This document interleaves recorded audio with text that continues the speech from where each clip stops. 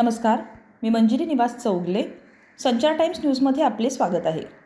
सकल मराठा समाजाच्या वतीने नवनिर्वाचित नगराध्यक्ष व नगरसेवक यांचा सत्कार व मराठा स्वराज्य भवन याची मागणी. सविस्तर वृत्त पुढीलप्रमाणे. हातकणंगले तालुक्यातील हुपरी येथील पंचवार्षिक निवडणूक 2025 नगर परिषदेची निवडणूक झाली. यामध्ये महायुतीचे 19 नगरसेवक व मनसेचे 2 तसेच भाजपचे नगराध्यक्ष अशी विजयी झाले आहेत. आज मराठा समाजाच्या वतीने नवनिर्वाचित नगराध्यक्ष, मुख्याधिकारी व नगरसेवक यांचा सत्कार करण्यात आला. यावेळी सकल मराठा समाजाच्या वतीने स्वराज्य भवन व्हावे यासाठी मागणी देखील करण्यात आली.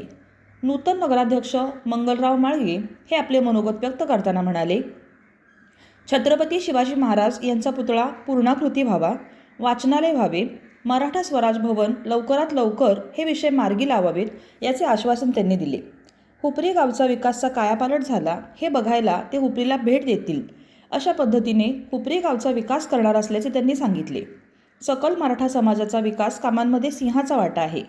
ऐनवेळी अडचणींवर देखील मात केली आहे. या निवडणुकीत मराठा समाजाने सहकार्य केलेले आहे.